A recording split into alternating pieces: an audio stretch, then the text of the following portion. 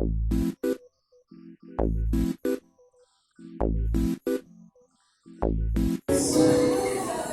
noite, irmãos, que a paz esteja com todos, amém? Boa noite, povo abençoado do Senhor, que a paz esteja em cada coração, amém? Glória a Deus, eu quero nesse momento que você adore ao Senhor, que nós possamos entoar no cântico, dizendo que nós iremos louvá-lo todo sempre e engrandecer ao único digno e merecedor de toda a honra, toda a glória e louvor, aleluia! Que Ele é a única razão da nossa vida. Nossa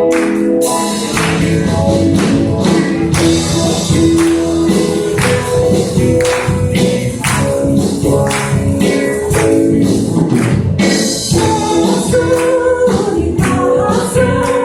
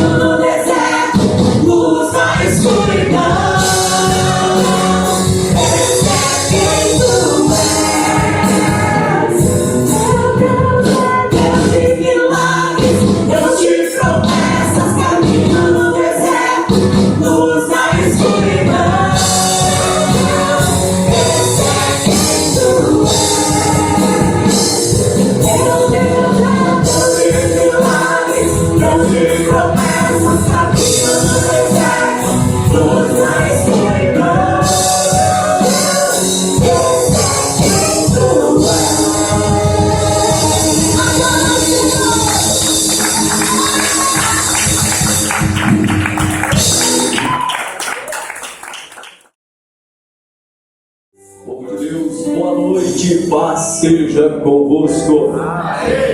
Muito obrigado, Ministério de Música. Deus abençoe a vida de vocês. Estamos na nossa série de ministrações sobre as 7 cartas, as 7 igrejas do Apocalipse, com um tema genérico, geral, sobre o que Cristo pensa da igreja. É importante sabermos o que Cristo pensa da sua igreja, o que Ele espera da sua igreja, os seus alertas em relação à igreja e também as promessas que Ele tem destinado aos vencedores. E hoje, terceiro dia, igreja de Pérgamo, Apocalipse, capítulo 2, versículos 12 a 17. Apocalipse, está fácil de achar, né? Último livro.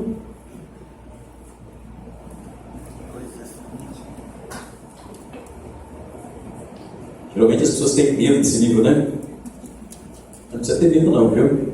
Muito do que se diz do livro é mais baseado em tradições do que em relação àquilo que o texto realmente quer nos transmitir. Bom, é um livro que fala de bem-aventuranças para a igreja, fala de coisas boas para a igreja, né? Fala lógico das pragas ou dos castigos que virão sobre os infiéis, mas sobre a proteção, livramento e cuidado de Deus para os fiéis. É um livro que procura animar o coração da igreja, mesmo no mundo de sofrimento, de dor, de perseguições, de injustiça, né? E manter os cristãos firmes na sua fé, mesmo que isso venha trazer certas complicações para a sua vida, mas uma promessa de que a justiça divina iria se manifestar em algum momento, o bem venceria o mal. Apocalipse 2, 12 a 17, terceira carta à igreja de Pérgamo, diz assim: e o anjo da igreja que está em Pérgamo escreve: isto diz aquele que tem a espada aguda de 2 fios. Eu sei as tuas obras e onde habitas, e aonde está o trono de Satanás. E retens o meu nome e não negaste a minha fé, ainda nos dias de Antipas, minha fiel testemunha, o qual foi morto entre vós, onde Satanás habita.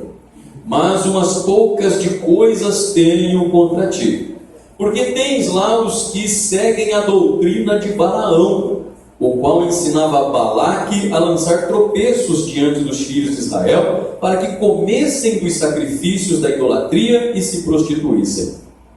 Assim tens também os que seguem a doutrina dos nicolaítas, o que eu aborreço. Arrepende-te, pois, quando não em breve virei a ti, e contra eles batalharei com a espada da minha boca.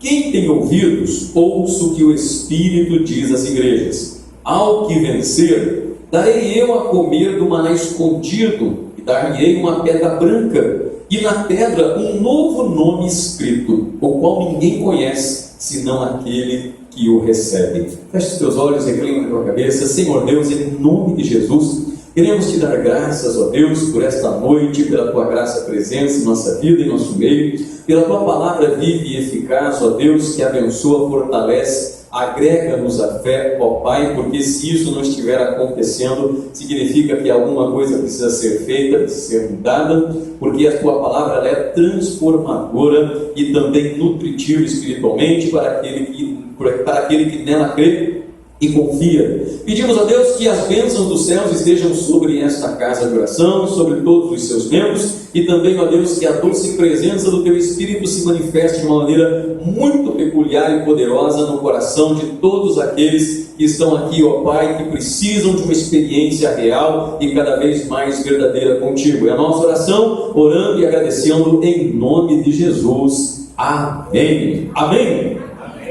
Graças a Deus, né? Antes de começar as calamidades que Deus derramaria sobre a terra para punir aqueles que perseguiam a igreja, Jesus, ele então alerta a igreja sobre algumas coisas. Ele se apresenta de uma maneira muito própria para cada igreja, né? Para cada igreja ele se manifesta com uma característica diferente, como a gente já viu, e depois de se apresentar, ele traz um elogio, né? Ou uma palavra de elogio, uma palavra de repreensão e por fim então uma promessa, né?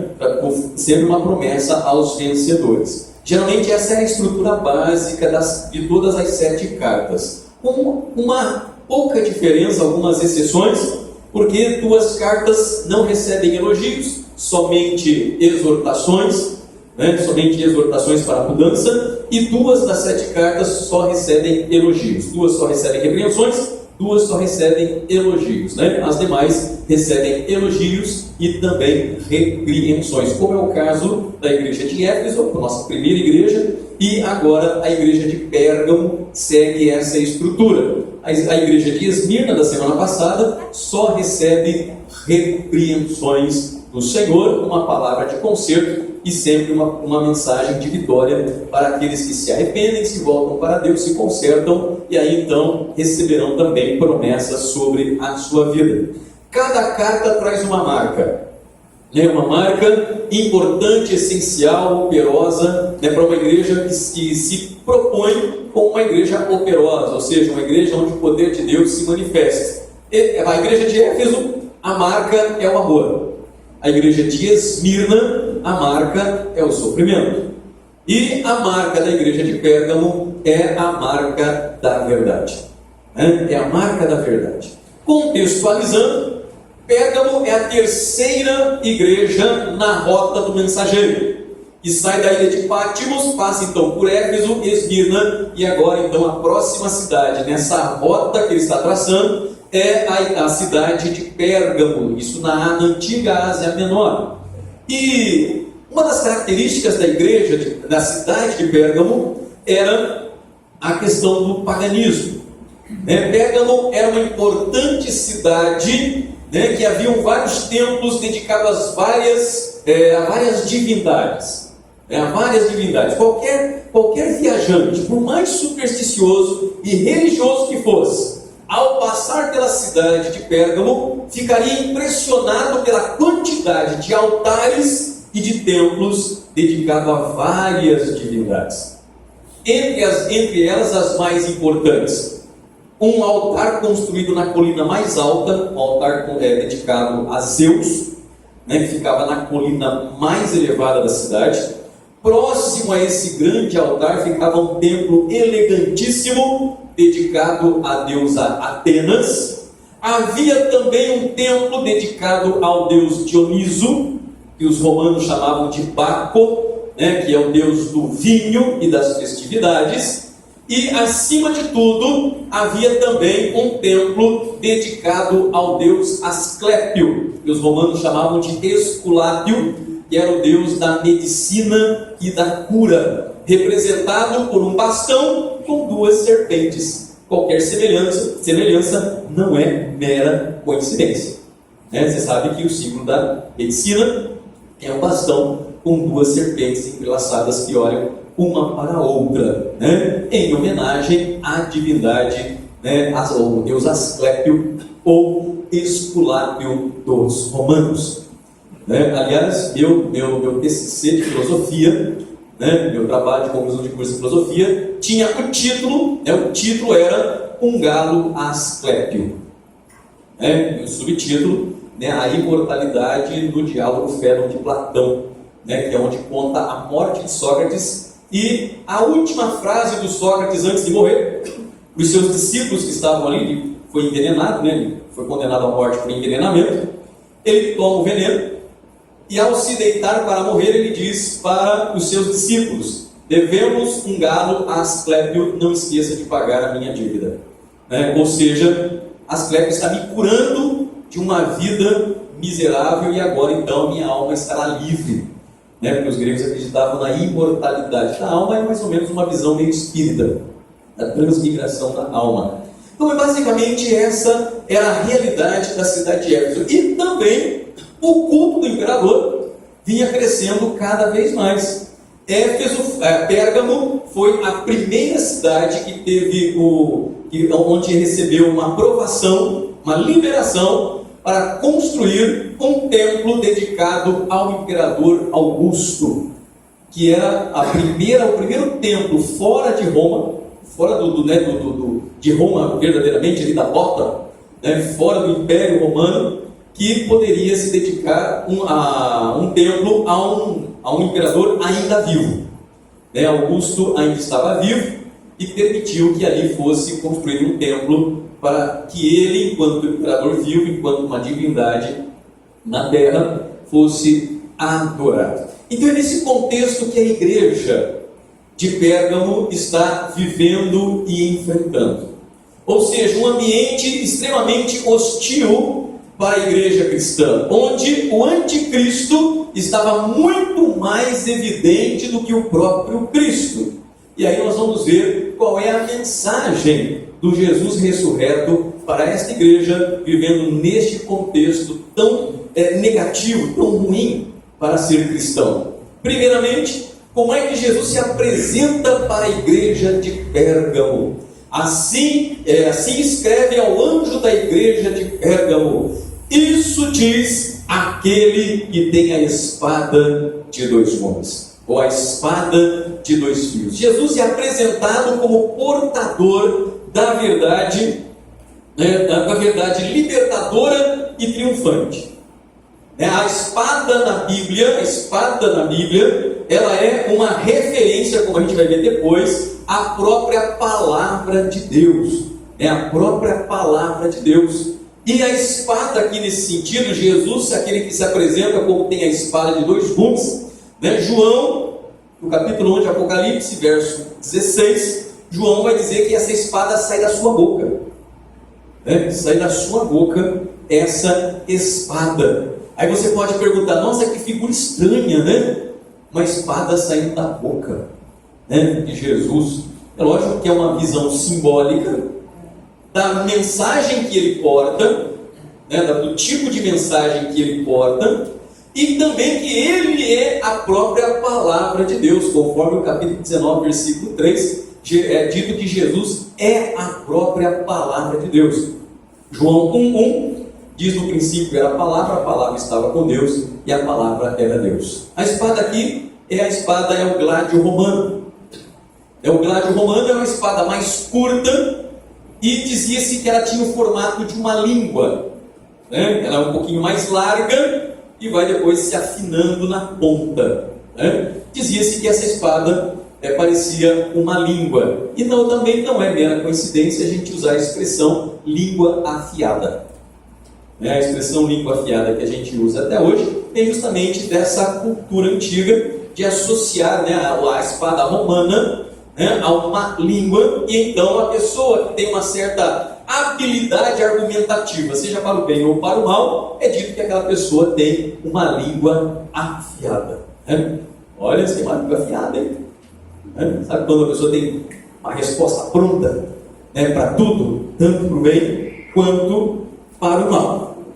E Jesus elogia essa igreja, e elogia por uma razão muito simples, porque eles perseveram e propagam a verdade libertadora. Eles são defensores da verdade do Evangelho. E isso para Jesus é um motivo extremamente grande para receber um elogio, para ser elogiado pelo próprio Senhor e Salvador Jesus. Porque Jesus diz o seguinte: eu sei as suas obras e eu sei aonde vocês habitam. Eu sei onde é que vocês estão. Eu sei no caldeirão que vocês estão vivendo. Vocês estão vivendo onde o próprio Satanás colocou o seu trono. Aqui no verso 13. Eu sei as tuas obras e onde habitas, e é onde está o trono de Satanás. Satanás governa esta cidade. Jesus, em João 12, ele vai dizer, 12, acho que 31, ele vai dizer que a sua obra redentora um dia destronaria o próprio diabo, que ele chama de o príncipe deste mundo. O apóstolo Paulo diz: o mundo jaz no maligno. Quando Paulo fala do mundo, não é o mundo habitado simplesmente, não é o cosmos, nem é o planeta Terra, não é a natureza, não é a praia, como a gente vê alguns irmãozinhos um pouco mais pentecostais, não, é a praia, é o mundo, não sei o que é o mundo, então a gente tem que viver fora desse mundo, a gente tem que viver como um ermitão, ir para um lugar deserto, morar numa caverna, porque esse mundo está perdido. Não, a palavra mundo, a tradução desta palavra significa sistema de coisas. Satanás, ele domina um sistema de coisas que é mundano, que promove a vida aqui e agora, que diz que a vida tem que ser vivida somente nesta realidade, onde anula a dimensão do espírito. Anula a dimensão do espírito e procura viver uma vida como se a eternidade se resumisse nessa vida, e que os fins justificam os meios, desde que você esteja tendo vantagem, não importa os recursos e os meios que você utilize, desde que você consiga atingir os fins necessários, e assim por diante. É esse tipo de mundo que jaz no maligno. né, que está morto no maligno, né, que é uma coisa que não avança, é uma coisa que não caminha, né, que não vai adiante.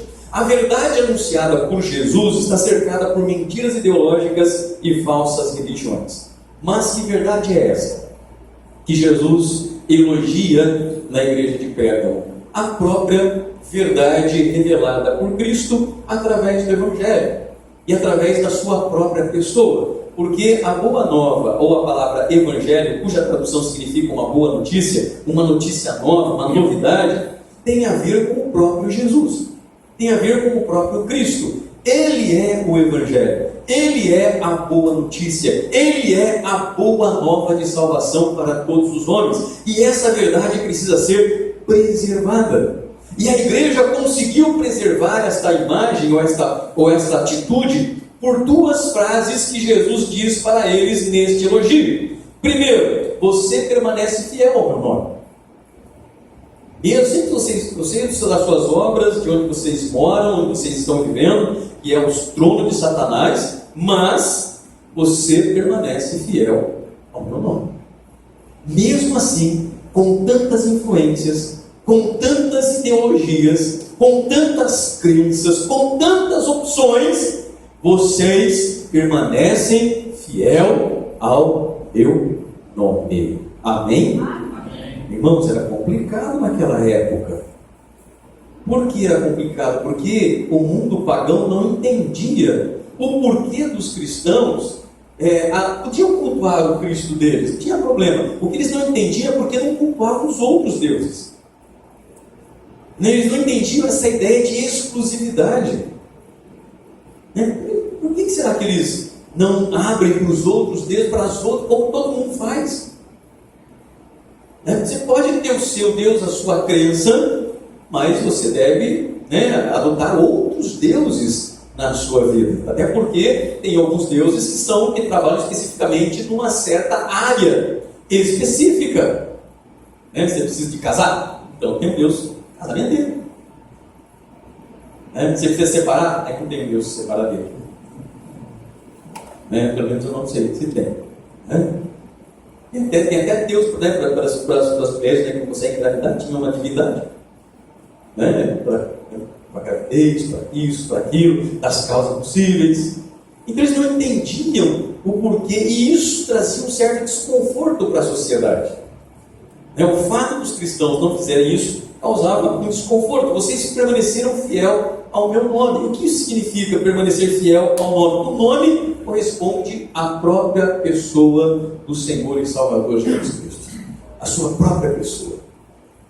Ser fiel ao nome não é simplesmente ser fiel a uma crença que acredita que Jesus é Senhor e Salvador, intelectualmente falando, mas é o reconhecimento da sua pessoa integral, da sua pessoa integral como homem e como Deus, e a sua obra redentora na face da terra. Paulo diz em Romanos 10, 9: com a boca você confessa e com o coração você crê para que opere a justiça de Deus.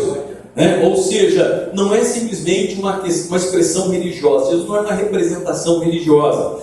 Eu creio na história de Jesus. Paulo diz que até os demônios acreditam. Isso não é um absurdo acreditar na sua história. Até ateu hoje em dia acredita na história de Jesus. Até porque um tempo atrás não acreditava. Dizia que Jesus era uma invenção histórica, como alguns diziam que Sócrates também era, porque não deixaram nada escrito. Mas existem muitos documentos, não só cristãos, mas como extra-cristãos, até mesmo de desafetos do cristianismo, que citam a história de Jesus, e nenhum desses documentos diz o seguinte: isso foi inventado. Jesus é uma figura lendária, folclórica, mitológica, que foi inventada. Muitos escritores contemporâneos do primeiro e segundo século, nenhum deles escreveram qualquer coisa dizendo: não, ele não existe.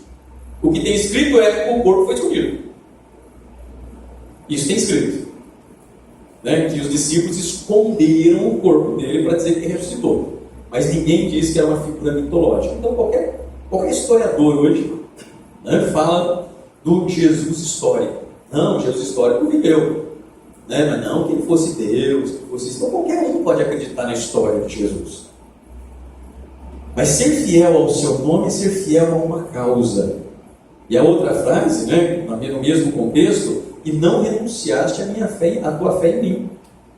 Não renunciaram à sua fé em mim, mantiveram-se fiéis à minha vontade, fiéis ao meu projeto, ao plano de Deus para a salvação da humanidade. Vocês não renunciaram à sua fé, não dividiram a sua fé, não acreditaram em outras coisas como as crenças geralmente fazem, que dizem que todos os caminhos levam para Deus.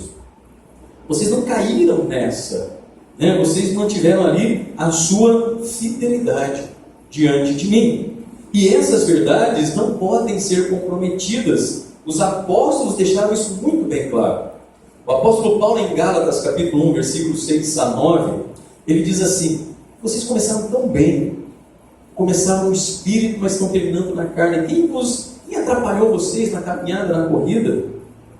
Porque se nós mesmos, ou um anjo vindo do céu, vos anunciar um outro evangelho, além do que vocês têm recebido, seja maldito. Gálatas 1:4.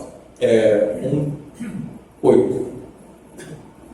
Se nós mesmos, como um anjo vindo do céu, anunciar outro evangelho, um evangelho diferente do que vocês têm recebido, seja maldito. Por quê? Porque a igreja da Galácia estava começando a ouvir um outro tipo de evangelho. Eles receberam a graça de Cristo, mas agora estavam ouvindo os judaizantes, que diziam que precisava circuncidar, precisava guardar sábado, precisava guardar as boas novas, precisava fazer isso, precisava fazer aquilo, podia comer isso, podia comer aquilo outro. Tinha todos aqueles preceitos lá, e Paulo os recrimina dizendo: esse não é o evangelho da graça de Jesus. Vocês estão descaindo da graça, começaram no espírito e estão terminando na carne. Em que sentido? E achar que rituais, cerimônias, celebrações e uma série de coisas vão salvar vocês. Não é pela fé. Amém? É pela fé.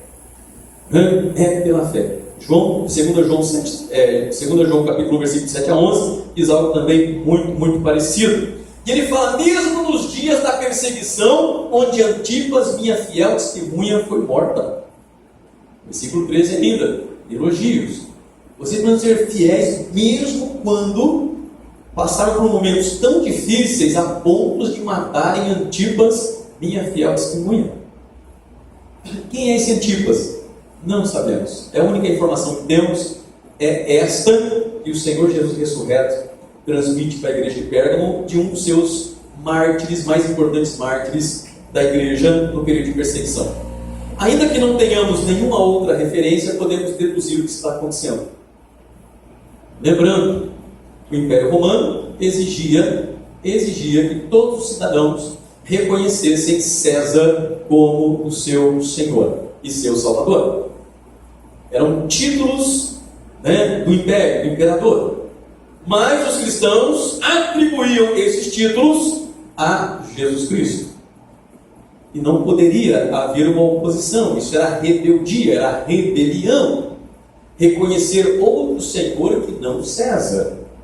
E muitos desses cristãos eram levados até o procônsul da província para então fazer o ritual de reconhecimento no templo, aspergindo óleo sobre a fogueira dedicada ao império e à nação, ao império e ao imperador, e renunciasse a Cristo publicamente, era perdoado. Se não o fizesse, prisão ou morte, como no caso dessa figura emblemática, corajosa, que manteve a sua fé, não negou o nome e nem renunciou à sua fé, e isso lhe custou a própria vida, mas o Senhor Jesus ressurreto o chama de fiel testemunha. Minha fiel testemunha. A palavra testemunho vem da palavra martíria no grego. Martíria não significa simplesmente morrer. Martírio significa aquele que defende o seu ideal, mesmo que isso custe a sua vida. Esse é o significado da palavra martírio. É aquela pessoa que defende uma causa, uma ideia, um projeto, e ele não renega, não renuncia, mesmo quando ameaçado. Ele não muda. Foi fiel até o fim e com certeza já estava nos braços do Pai. Amém? conforme vai dizer Apocalipse capítulo 6, lá por altura do versículo 6 em diante, daqueles que receberam umas vestes brancas, palma nas mãos, por terem sido mortos na terra, clamando por justiça. E aí vem uma advertência preocupante.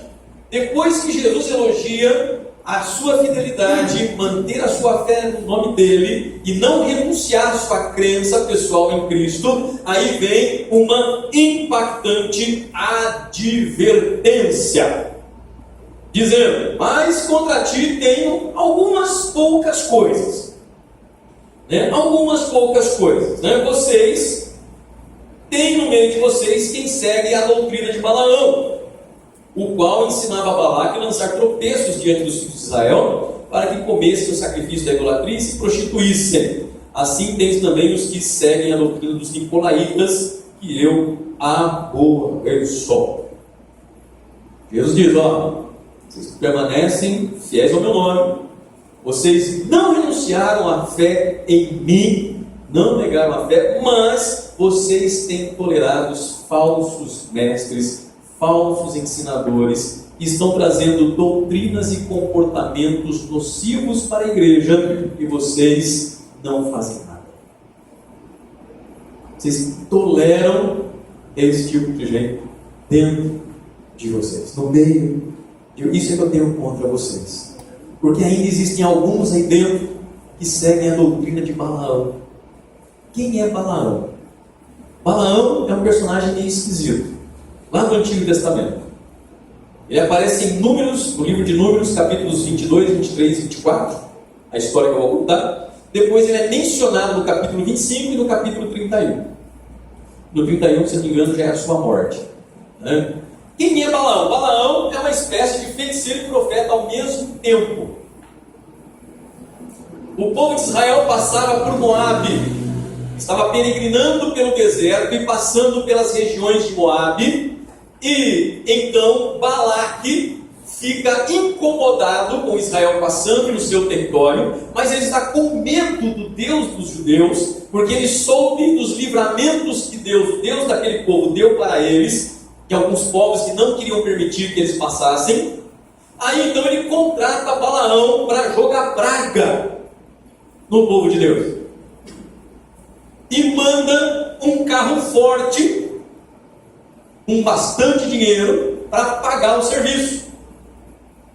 E aí chegam então as pessoas enviadas por Balaque para Balaão, dizendo o seguinte: Balaão, nosso rei tribal Balaque quer contratar o seu serviço, quer que você vá amaldiçoar o povo de Israel. Você vai, tem dinheiro aí, viu? Tem bastante dinheiro aí. E mandou para eu iria, se eu soubesse fazer macumba, alguma coisa que eu faria. O Balaão ficou tentado, mas ele disse: eu posso orar? Eu vou orar hoje à noite, amanhã de manhã eu dou a resposta. Tá, tudo bem. Aí ele vai orar. É por isso que ele é meio esquisito, porque ele não sabe muito bem que ele vai orar a Deus. E ele diz: Deus, eu posso lá jogar uma praga no povo de Israel? Porque a grana é boa, viu? Uma grana alta aí em jogo, e é só para eu dar uma jogadinha de praga lá, amaldiçoar. Deus disse: não vai não. Aí ele chega para o pessoal e fala assim: não vai dar não. Eu orei e Deus falou que não era para eu ir não. Aí o pessoal volta com o carro forte e fala: Balaão disse que não vem não. Balaque pensa o quê? Acho que ele achou que é pouco dinheiro. Mandou 2 carros fortes, mandou uma frota, só nota de 200. Mal chegou na minha mão, já vou recolher. Você está sabendo, vai recolher as 900.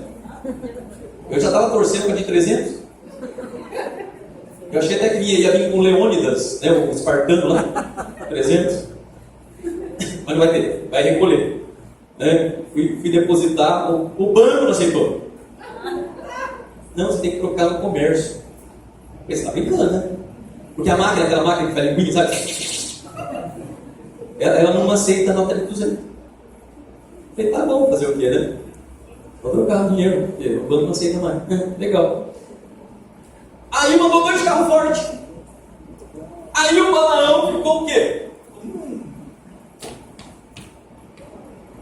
2 carros? Não, aí não dá. Eu vou orar de novo. glória a Deus. Senhor, 2 carros fortes mandaram para mim. Posso ir? Deus falou assim, ó, depende. Só não vai com essa cabecinha sua que você está achando que vai dar certo. Tira o seu cavalinho da chuva, você pode até ir, mas muda a cabeça. Aí ele fala, beleza, então eu vou. Ficou feliz, né? Ficou feliz, pegou sua mula, montou na mula e falou assim, pode ir, larga o carro aqui, eu já vou ir atrás de vocês. Se ele fosse de cavalo, ele estava morto. Por quê? Porque o cavalo é obediente. Mesmo com medo, o cavalo obedece, né, quem está montado nele. É por isso que usava cavalo na guerra, não jumento nem mula. Por quê? Porque jumento e mula, quando fica com medo, empaca. E não vai nem para frente nem para trás. Parece carro atolado. Não vai. Você pode empurrar, você pode... o que não vai? É por isso que usa cavalo. Né? Não é bonito só, é mais imponente. Não, é porque é mais obediente. Né? Ou seja, na verdade, a mula e o burro é mais inteligente do que o cavalo. E foi na mula e chegou num lugar estreito. E Deus falou para o anjo: se ele está pensando que vai amaldiçoar o meu povo, você corta a cabeça dele.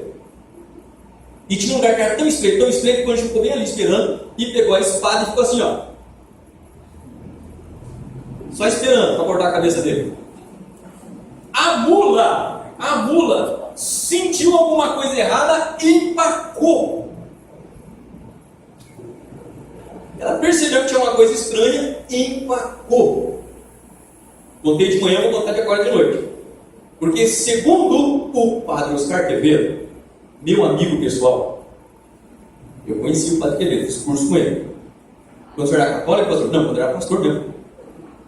Eu fiz um curso com ele lá no colégio Dom Bosco. Né? Tirei foto com ele. Ele é grandão. Eu vi a foto e eu falei assim, nossa, ele precisa de um banquinho pelo menos, né? Ele ficou, peguei daqui para cima, só ele daqui para baixo. O padre Quevedo fala que os animais têm uma percepção espiritual melhor do que a nossa. Diz que o gato é o top. É dos bichos que sabem perceber as coisas. É ele que diz, tá bom? Tá? É ele que está falando. Eu sei que a mula percebeu que algo e empacou. O profeta ficou bravo. E começa a explorar a mula. E começa a dar tapa na mula. E começa a puxar a mula. E a mula não anda. Aí ele procurou, achou um pedaço de pau e começou a espancar a mula. A mula deitou debaixo dele. Ele começou a espancar a mula. Irmãos, o que vem depois eu fico impressionado. A mula falou com ele. Isso que te impressiona, pastor? Não, não é isso que me impressiona. Impressiona é ele ter respondido a mula. Normalmente, como se fosse uma coisa qualquer. Ainda que eu tenha uma teoria de que todos os bichos falam, além do papagaio. Por quê? Porque tem gente que fala assim para mim, nossa, o meu gato é temperamental. Eu pus uma ração, ele falou para mim que não queria não. Eu troquei a ração dele porque eu estava muito caro, mas eu pus, ele falou que não ia comer não. Eu fico imaginando o gato falando. E tem aqueles vídeos, né, que o gato fala só, né? Chama o nome de gente, né? Eu falei, então todos os bichos devem falar. A mula começou a falar com ele. Uma vez eu te desobedeci. E ele normalmente falou assim, não, primeira vez. Então por que você está me batendo? Se eu nunca te desobedeci. Aí então ele percebeu que tinha um anjo lá para cortar a cabeça dele. Ele falou, você me salvou a vida, na verdade. É melhor eu parar de pensar nesse carro forte, nesse dinheiro, e eu ir lá e ver o que Deus vai fazer. Chegando lá, Balaão, com Balaque, aquele rei tribal daquela região, Balaque falou o seguinte, Balaão, eu quero que você amaldiçoe o povo, o que você precisa? Ele falou, eu preciso de alguns bichos. Vela, farofa, marafa, pinga. Eu preciso matar o bicho, fazer um despacho aqui, para poder jogar praga no povo. Está lá em Números capítulo 22. Tira a parte da pinga, da farofa, da vela. Só estou aqui, mas um animal e um altar para poder amaldiçoar. E ele faz isso por 4 ou 5 vezes. E não dá certo. Ele vai fazer a primeira vez, na hora que ele vai amaldiçoar, ele abençoa. Balaque fica bravo, falou, viu, eu estou te pagando, você amaldiçoar, não você abençoar. Ele falou o seguinte, eu acho que o local aqui não é muito bom não, vamos mudar de lugar, vamos fazer outro, e muda de lugar. E aí faz de novo despacho e tudo mais, vai tentar jogar praga, abençoa de novo. Balaque fica bravo de novo. Ele fala assim, quer saber? Vamos para um lugar que não dê para ver todo o povo de Israel, só uma partezinha dele. E tentou de novo, que não deu certo. Toda vez ele abençoava. Balaque falou, o que está acontecendo? Ele falou, cara, eu não consigo não. Porque eu não posso amaldiçoar aquele que Deus abençoou. E se Deus abençoou, eu não posso fazer nada. Eu não posso fazer nada. Balaque fica bravo, né? E Balaão volta para sua casa. Mas o Balaão, meus irmãos, ele ficou pensando naquele dinheiro. E ele ficou pensando numa estratégia. E ele descobriu uma estratégia. E voltou a falar com Balaque. Ele falou, ô Balaque, você ainda quer destruir o povo? Lógico que eu quero. Estão acampados nas minhas terras. Nem pediram permissão, eu estou com medo de enfrentar. Ele falou o seguinte, ó, já que eu não consigo amaldiçoar, eu vou fazer um plano para você. Só que você vai ter que pagar o que você falou que ia pagar. Tá bom, se funcionar. Você pega umas moças bonitas do seu reino, do seu reino, e fala para ela o seguinte, vocês vão até o arraial de Israel, e vocês vão seduzir os homens e vão casar com eles. Vocês chegam lá como quem não quer nada, né? Conversa com um, conversa com o outro, né? Aí chama lá, né, do ladinho lá um judeu, né? O Benjamim, o Ibrahim, o Serafim. Eu não sei se tem judeu com Serafim, né? Termina com um. E começa a conversar. Eles vão se apaixonar, porque é diferente, né? É diferente. E aí vocês, as mulheres, então, seduzem eles para que eles cultuem o Deus de vocês. Isso vai desestruturar a nação deles, o povo, a tribo.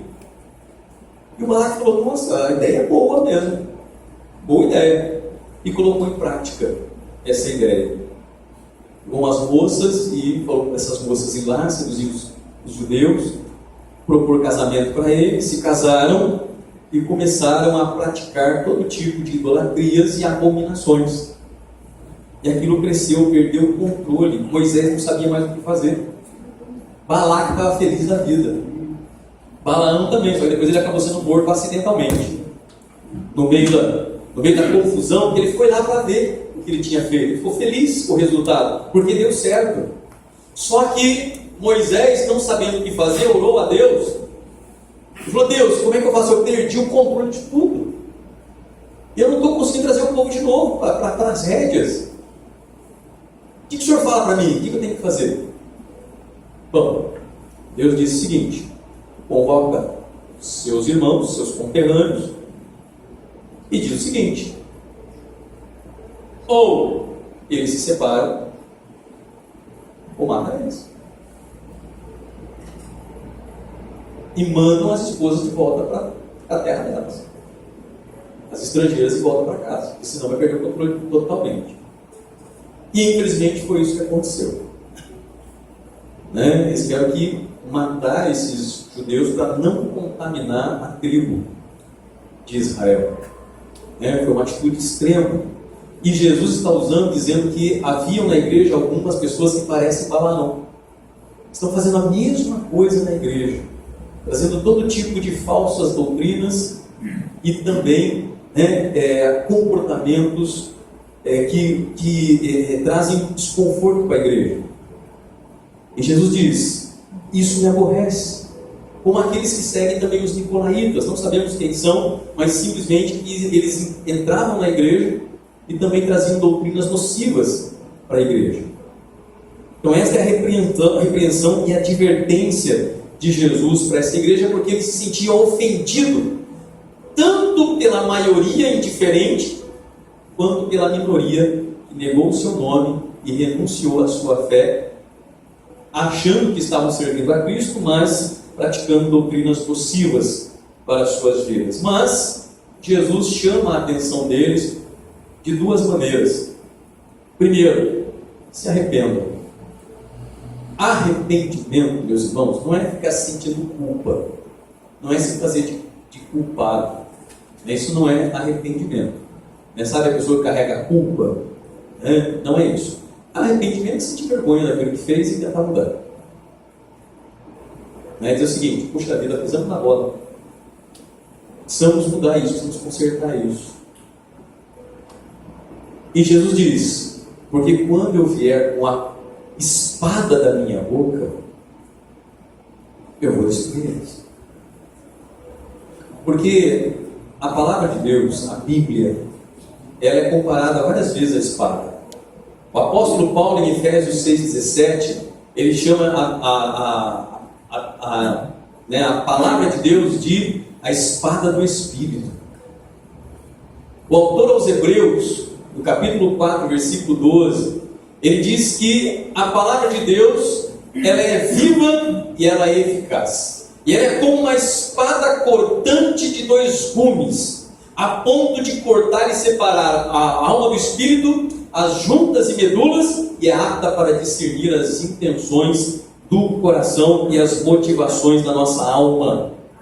E que se eles fizessem isso, então, se arrependessem e usassem essa verdade de uma forma mais eficiente, mais eficaz dentro da igreja, aí então viria a grande recompensa, que é como todas as cartas terminam, que é uma recompensa, uma promessa para os vencedores. Então, depois que ele apresenta as armas para vencer o mal, ele agora revela a recompensa ao vencedor, dizendo: aquele que vencer, eu darei um maná escondido.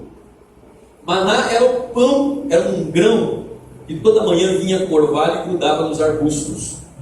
Israel ia lá e colhia esses grãos, e eles moíam, e aquilo formava uma farofa meio adocicada e fazia pão. A palavra maná significa: e que é isso? Uma expressão de surpresa. Por quê? Porque quando eles viram isso pela primeira vez, parecia uma neve que grudava no arbusto, que era docinha, eles disseram: maná, e que é isso? E aí acabou ficando o nome do negócio. Ficou sendo o nome do negócio, maná, que é isso? Só que quando terminou o período de peregrinação no deserto, Moisés pediu para que pegasse uma porção do maná e se colocasse num jarro de ouro e fosse colocado dentro da Arca da Aliança, fosse escondido dentro da Arca da Aliança, junto com as tábuas da lei e a vara de Arão que havia florescido. Está lá em Hebreus 9,4. Está em Êxodo 16 e depois é citado em Hebreus capítulo 9, versículo 4. Vai ter acesso ao maná escondido, a esse pão do céu. Só que o que é esse pão do céu? É esse grãozinho branco, que grudava nos arbustos, que eles colhiam e faziam pão para comer? Não. O próprio Jesus, em João 6, versículos 31 ao 51, ele vai dizer o seguinte: gente, vocês sabem que no tempo de Moisés, Deus mandou o maná do céu e saciou a fome daquele povo. Mas, na verdade, eu sou o pão que veio do céu. Eu sou o pão da vida. Aquele que come de mim nunca mais terá fome. Ou seja, o maná é o próprio Cristo. É uma experiência pessoal e mais profunda com Cristo. Além do maná escondido, vai receber uma pedra branca. Cada vencedor vai receber uma pedra branca. Tem muitas teorias. A que eu acho mais interessante e a que é mais aceita se refere a um tablete feito de madeira, osso ou marfim, que era dado para todos os vencedores dos jogos esportivos. Era uma premiação que não era simplesmente simbólica. Ela dava para o portador honrarias e prestígio, além de privilégios como entrar em locais de festividades e celebrações sem ter que pagar um centavo, isso para o resto da vida. E por que eu acho mais interessante? Primeiro que fala do vencedor, a ideia do vencedor vai receber uma pedra branca, ou seja, vai ser honrado, e vai receber um certo prestígio. E também porque vai ser uma pessoa que vai ter alguns, um passe livre das bênçãos de Deus na sua vida. E nessa pedra, um novo nome. Toda vez que eu ouço alguém pregar sobre isso, geralmente fala assim, nós, e somente, quem sabe, somente aquele que recebe. Esse novo nome, só quem recebe é que vai saber qual é esse novo nome. E muita gente acha que é a pessoa, é o nome da pessoa, o novo nome da pessoa. E cada um vai receber um novo nome para si. Mas não é. Eu até queria que fosse. Porque o meu nome às vezes causa dificuldade. Ninguém acerta de primeiro. Como é que você chama mesmo? Afrânio. Aí você escreve Alfrânio. Toda vez que isso acontece, eu lembro do Alf, o é teimoso. Lembra aquele alienígena? Né? O seriado antigo? Minha pô.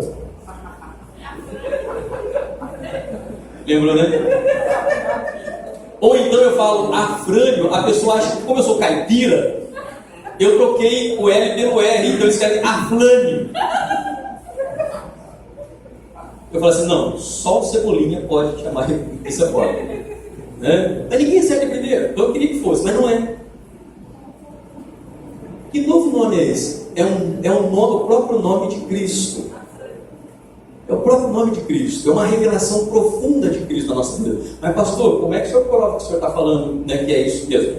Na carta a Filadélfia, que é uma das cartas mais lindas das 7, a promessa para o vencedor é a seguinte: quem tem ouvidos, ouça o que o Espírito das igrejas. Aquele que vencer, eu tornarei coluna do templo do meu Deus, e escreverei nele o nome do meu Deus, o nome da cidade do meu Deus, a Jerusalém que desce do céu do meu Deus, e o meu novo nome. Glória a Deus. O maná é Cristo. A pedra com o novo nome é Cristo. Quem vencer vai ter uma revelação, uma intimidade, uma experiência mais profunda com Cristo como nunca teve.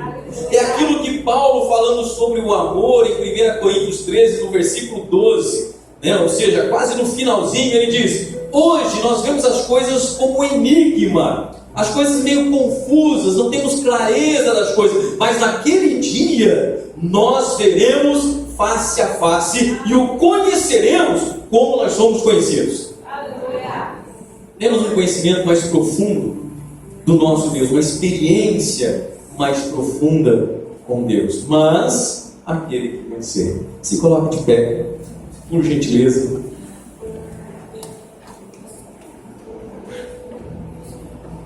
Essa mensagem de Jesus, não só para a igreja de Pérgamo, para todas as igrejas. Lembrando que essas 7 igrejas, apesar de históricas, elas representam todas as igrejas, em todos os tempos e em todas as épocas, e em todas as nações. Por quê? Porque a verdade contida nela é universal. É uma mensagem universal, uma mensagem imutável, uma mensagem permanente, não transitória. Daí o número 7 de perfeição, de algo completo, pleno, vindo realmente da parte de Deus. E eu acredito que se dermos atenção a estas verdades, a essas palavras, nós vamos crescer espiritualmente. E crescendo espiritualmente, desfrutamos cada vez mais da presença de Deus. E desfrutando cada vez mais da bênção de Deus, a nossa fé é acrescentada. E quanto mais a nossa fé é acrescentada, mais nós confiamos, como o pastor Onivaldo colocou aqui, confiamos mais em Deus. Se confiamos mais em Deus, ficamos menos temerosos e mais confiantes, mais corajosos, nos sentiremos mais seguros, mais amparados, mais protegidos, mesmo nas piores situações e circunstâncias. Amém? Eu sei as tuas obras e onde você habita. Na cidade que vocês moram, Satanás está no trono. Então eu sei das dificuldades. Mesmo assim, vocês permaneceram fiel ao meu nome e não renunciaram à sua fé em mim. Olha, feche teus olhos, inclina a cabeça.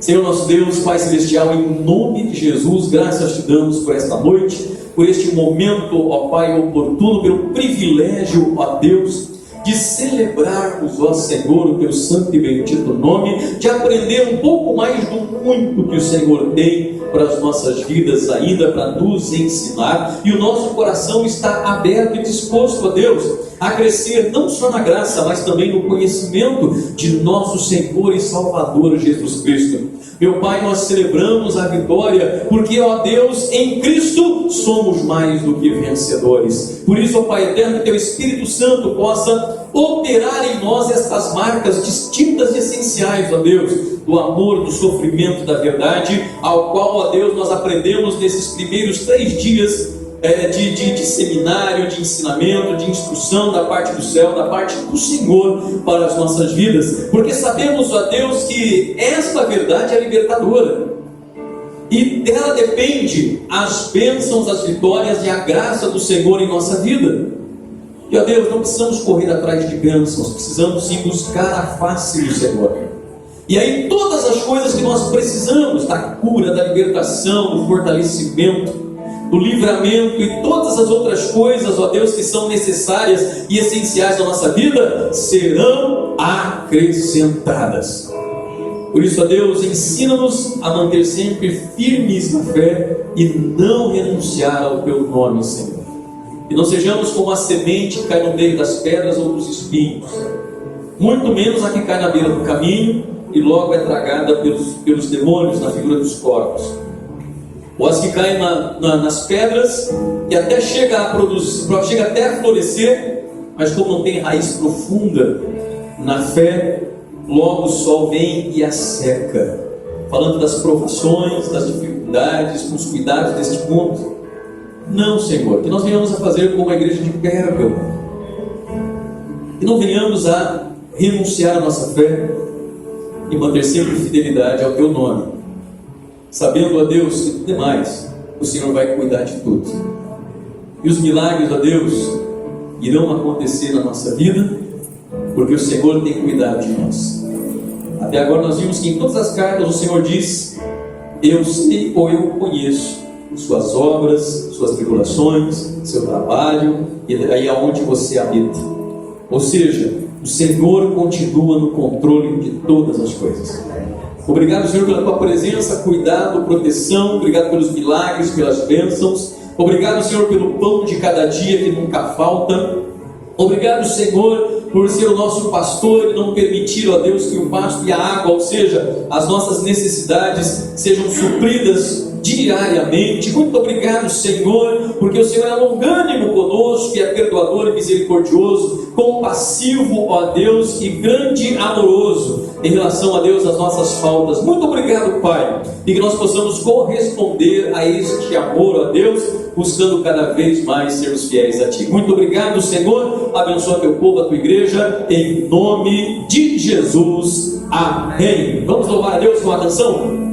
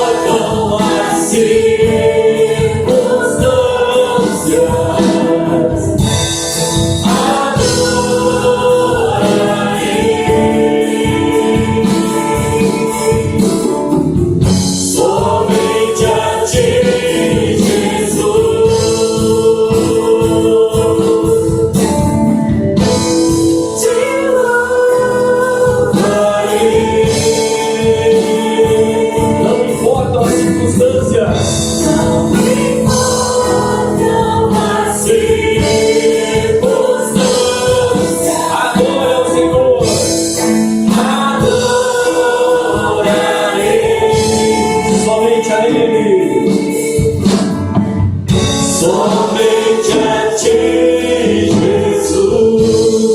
Somente a ti, Senhor Jesus. Aplauda e glorifique ao santo, bendito e glorioso nome de nosso Senhor e Salvador, Jesus Cristo.